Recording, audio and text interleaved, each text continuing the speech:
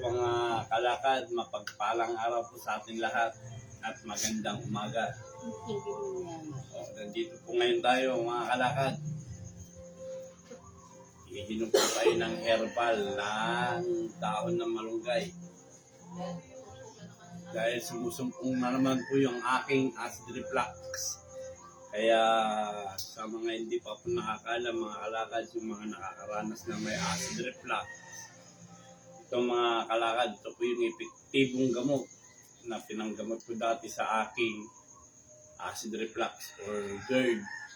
Yan mga kalakad, sa mga nakakaranas na acid reflux na ito, mga kalakad, panoorin niyo po ako kung paano gamutin yung acid reflux, no?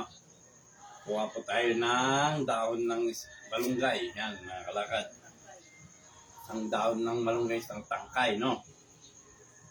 Ngayon po, ano natin yan? Tatanggalin natin po yung anong kanyang mga dahon. Lalagay po natin rito sa may blender. Kung may blender po kayo mga ka-idol, dito lagay nyo. Yan. Yan. Ito po epektibo mga ka-idol kasi naranasan ko na ito. Yan. Isang tangkay lang po mga ka-idol yung ilalagay nyo. Sa mga nakakaranas nito mga ka-idol ha. Yan.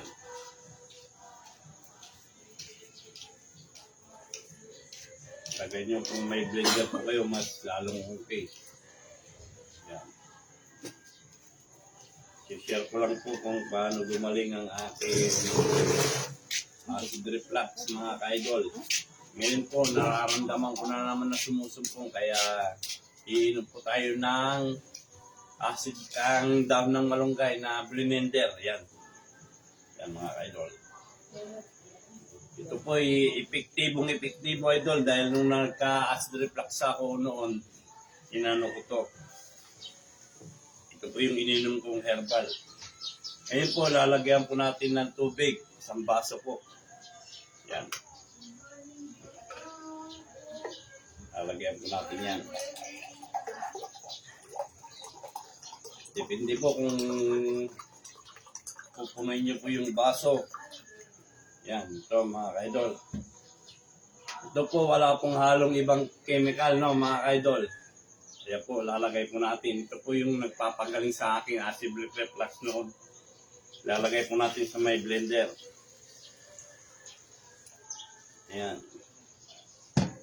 Ngayon po, ano na natin. Tabi na muna natin itong tubig baka matapon. Ngayon po mga ka-idol, be-blender po natin. Mga 5 to 10 seconds lang po.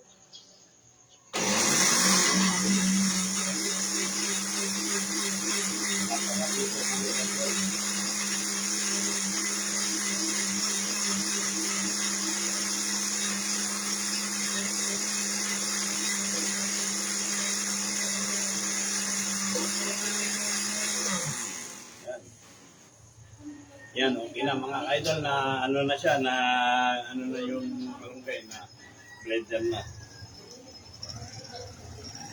Ito pa pag inom mga idol, ang dahon ng malunggay ay ano, pag ininom mo po ito, medyo mapahit na may mahanghang. Pero tiisin mo po kung gusto mong gumaling yung acid reflux mo. Talaga namang epektibo ito mga idol. At saka pag ang inom pala nito mga ka-idol, bago ka kumain ng alas 6 ng umaga o kaya alas 7 ng umaga, ganoon na naman sa gabi. O alas 6, alas 7 ng gabi, makiinom ka na naman. 2 beses po, isang araw mga ka-idol, ang pag-inom ng miracle tree na ito, yung dahon ng malunggay.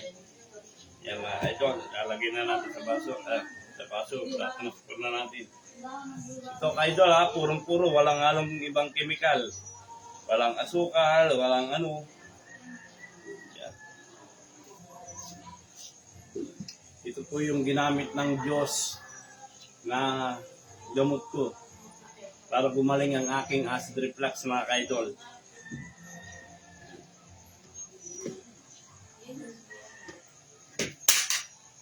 Pag ininom nyo ito, idol, pag ininom nyo ito, idol, mas mabisa po ito. Dalangin natin sa may kapal na ito yung gamot na gagamitin niya na nagtatanggal sa ating mga acid reflux o anuman sakit. Malaking tulong po ito, idol. Marami pong nagagamot itong daon na malunggay nito. So, idol, iinumin na natin ang purong-purong daon ng malunggay. Mapait ito, pagdating sa lalamunan, medyo manghang, pero tiisin mo lang, idol, kung gusto mong gumaling ang mga acid reflux na nararamdaman natin. So, idol, iniinumin ko na.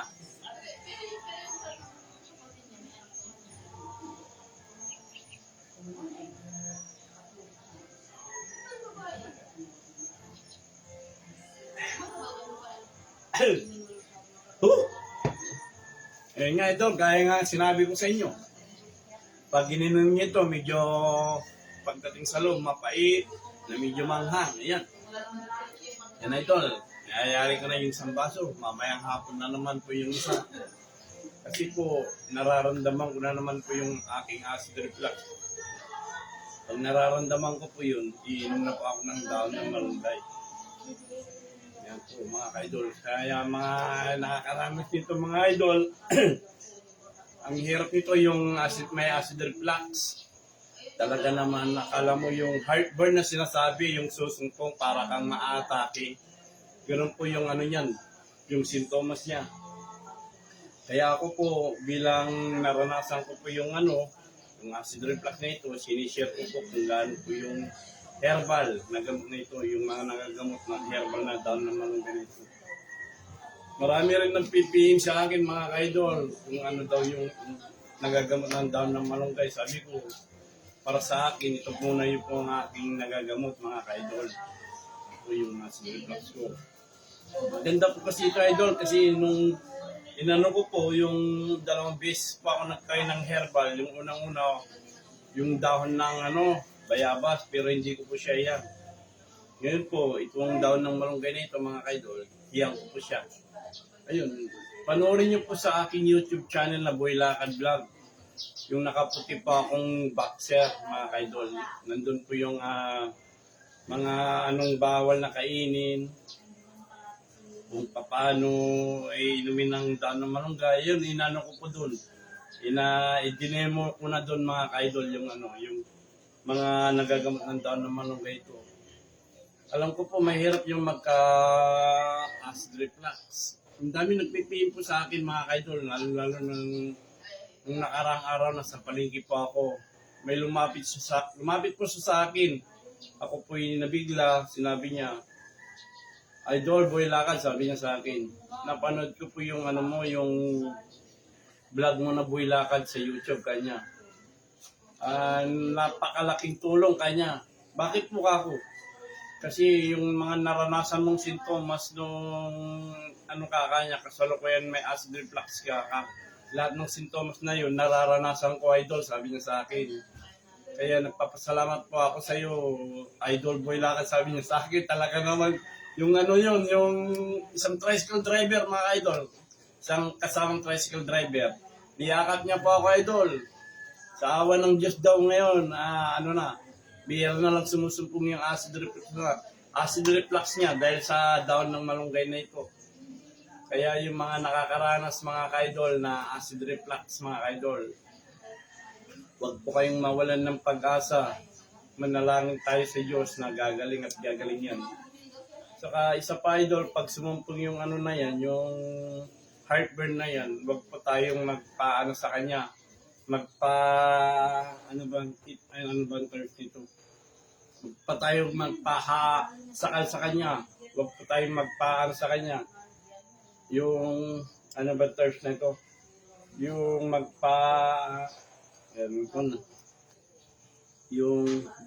yung magpahawak sa Tagalog nito. Yung magpahawak sa kanya, yung share, excuse, kapag yung awanan natin. Basta mananalig tayo sa Diyos, mga idol, kayang-kaya niyang gamutin yan. Dahil sinabi niya sa Book of Lucas, chapter 1, verse 37, na walang imposibleng bagay na hindi niya kayang gawin. Kaya manalig tayo sa Diyos mga idol. Ang lahat ng karamdaman ng kanyang lulutasin, kanyang papagalingin.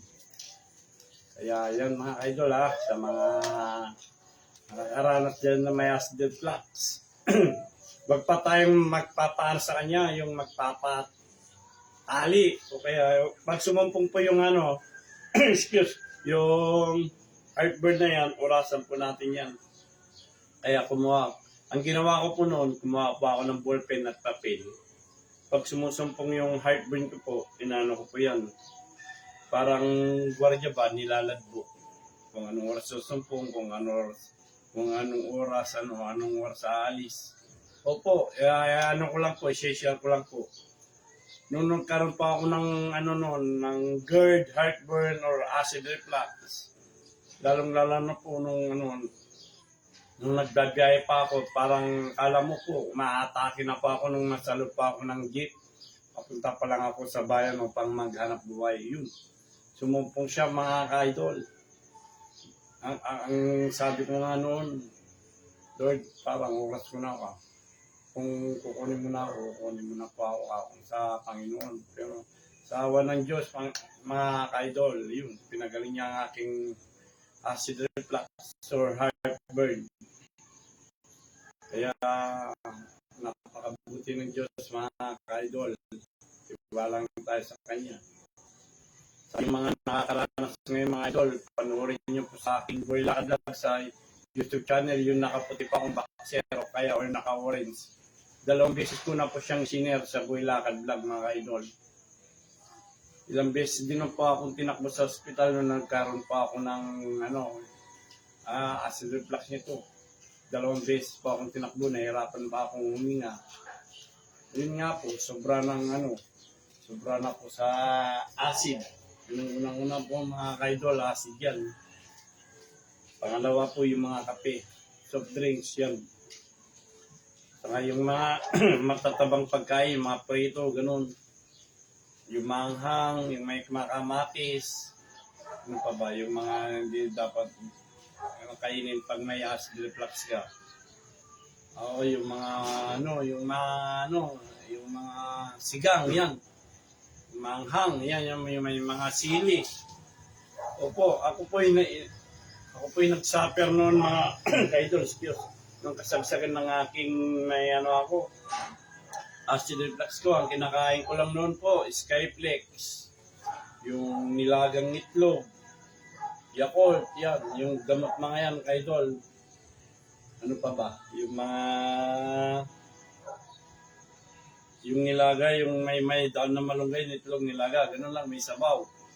Bawal din ang may sibuyas kasi medyo mahang yung sibuyas, mga idol, mga bawang, yan.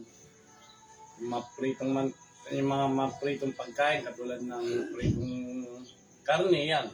Mga isda, yan, mga inihaw na isda, pwede pa, idol.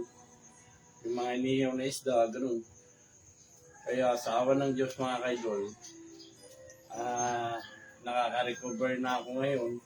Pero nararamdaman ko na naman yung acid reflux, idol, kasi alam mo naman, idol, yung pag may ako, sumusumpong yung acid reflux ko, ayan, alam ko kung ano naman yung gamot. Kaya ito, idol, nag-try ako ulit para ipashare ko naman sa inyo, mga idol.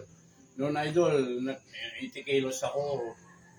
Tapos nung nagkaroon ako ng acid reflux, mga 60 kilos, ang laki ko ng binaba. Sa awa ng Diyos, mga idol, healthy na. Ayun. Kaya ito na naman, sumusumpong na naman, kaya inaagapan na naman natin, mga idol. Sa mga nakakaranas po dyan ng acid reflux, mga idol, huwag po kayo mawalan ng pag-asa, manalangin sa Diyos. Yan. Tapos makinig sa papuri ng Diyos, yung mga Christian souls. Yan. Ang hirap kaya, mga idol. Opo, napakahirap. Napakahirap na harap. Opo, nung hindi pa ako nagkakaroon ng acid, idol, inaamin ko sa idol, sobra-sobra yung soft drinks, sobra-sobra yung kape, ayun. Yun pala, yung acid. Yung maakyat na, idol. Ang unang sintomas niya na, idol, nung naranasan ko, dito muna, sumasakit dito. Tapos yung bayakabang ko, sumasakit, yung mga balakang, yung talampakan, yan, parang tinuturo yung talampakan mo. Yun na pala yung epekto ng acid reflux. Tapos, palala, nararamdaman ko na po talagang yung acid reflux ay umaakyat na. Hanggang dito sa lalamunan ko, nahirapan na po ako niya. Ang isa pang niyan mga kaidol, isa pang sintomas niyan, yung idol, dighay ka ng dighay sa Ilocano. Ano na sa Ilocano? Ano sa Ilocano? So, yan, term na Ilocano. Anong term na sa Ilocano, ma? Dighay ni... anong term na ng Ilocano, mga kaidol, yung dighay ng dighay. Nalipat sa term na sa Ilocano. Ajay, mga kaidol, yung dighay ka ng dighay, para yung sa Tagalog, ay sa English verb, tapos sa Tagalog digay. Nalipat akong Ilocano, tidigayin. Lagi dyan makakaranas mga kaidol. I-share ko lang experience ko. Ano makatulong nga, makadakayan niya yung makakaranas ti acid reflux. Ating nga idol, kahit mga lumaing, iwasan bawal ti naasang, bawal manghang, bawal yung mga mamantika, bawal ang soft drinks, bawal yung kape, bawal ang iced tea na marami. Bawal yung mga, iced tea nga, sabi ng aking asawa, yan. 2 beses po idol bago po kayo kumain, no? Alas 6 ng umaga o kaya alas 7, ganun din sa gabi.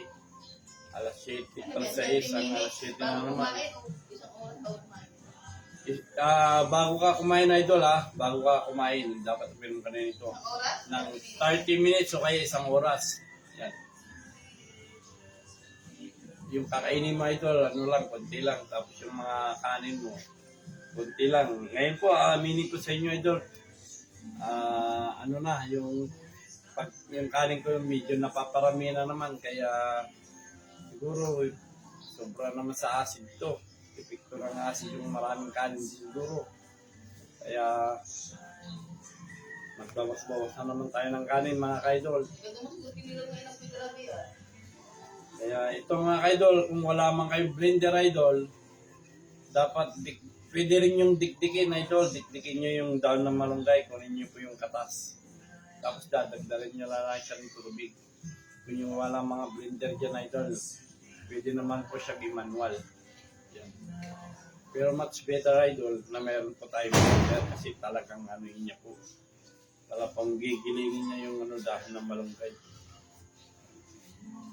Pero idol, pwede yung mga saging yan, nakakatulong yung saging idol. Kahit anong klaseng saging yan.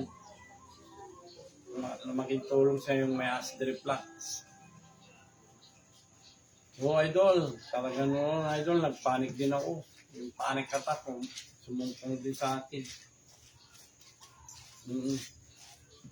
Alam mo nga, maanuhan ka na eh. Hello, good morning, Gonya. Opo, sinishare ko lang po ang aking naranasan na acid reflux, mga idol, para makatulong naman po ako. Talaga naman tong acid reflux na ito, talaga naman napakahirap. Nag-suffer din ako ng ilang buwan nito, mga 2 o 3 buwan naman, no? Ilan? Ilan? 4?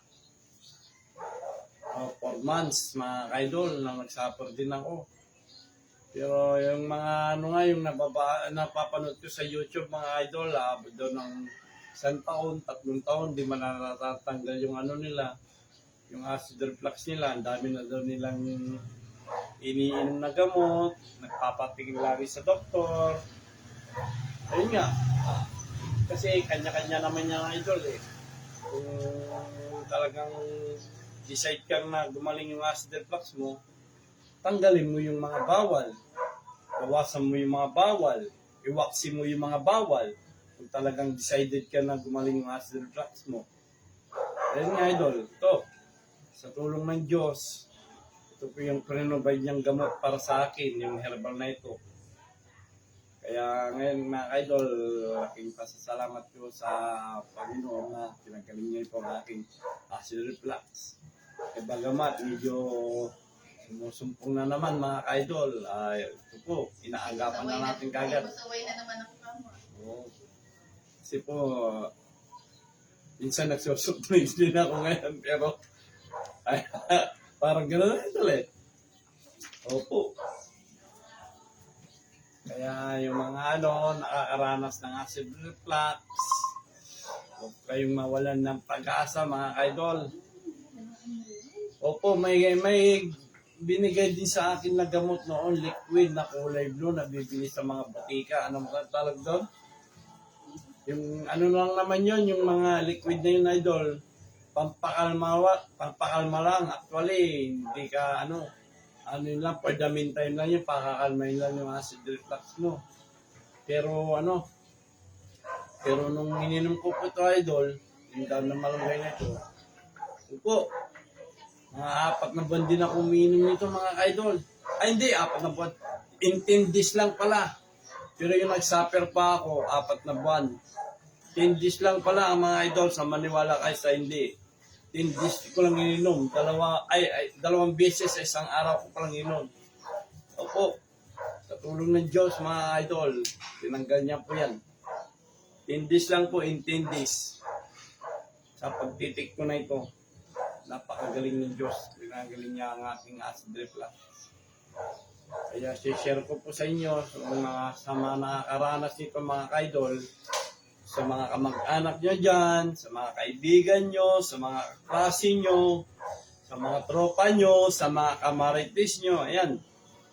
Ito mga idol ha. Ang epekto nito pag inom talaga ito idol, medyo mapait na medyo manghang. Pero okay lang idol. God is good. Gagaling niya yan.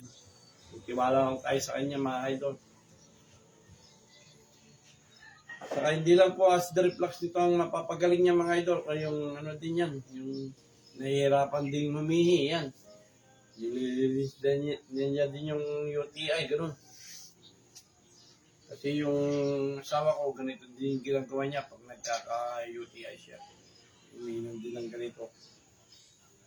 Ganun din sa aking yumaong ina mga idol bago siya namatay. Na-share ko din ito, nainom din niya ito, yung malunggay na ito, ayun. Kahit papano, awa ng Diyos noon, nadugtungan ng kanyang buhay, yun. Uminom din siya ng ganito mga idol, yung aking ina bago siya namatay. Na-share ko din sa kanya. Opo.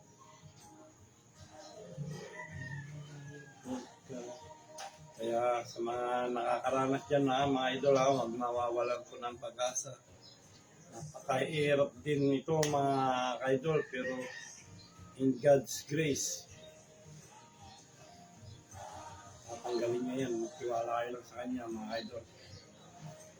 Sabi ko mga idol, sa book of Lucas chapter 1 verse 7, walang imposibleng bagay na hindi niya kayang gawin. Amen. Makinig po kayo sa worship song, magbasa po kayo ng Bible, yan, mahalagang tulong niya yan mga idol. Mega love shoutout kay Idol Mirean Pabro, Idol Dunya Chereng, kay April Magkalas, yan, aking pamangkin. Ayan, si Idol Elena Nava Abad, Idol, thank you for your watching, yan mga idol.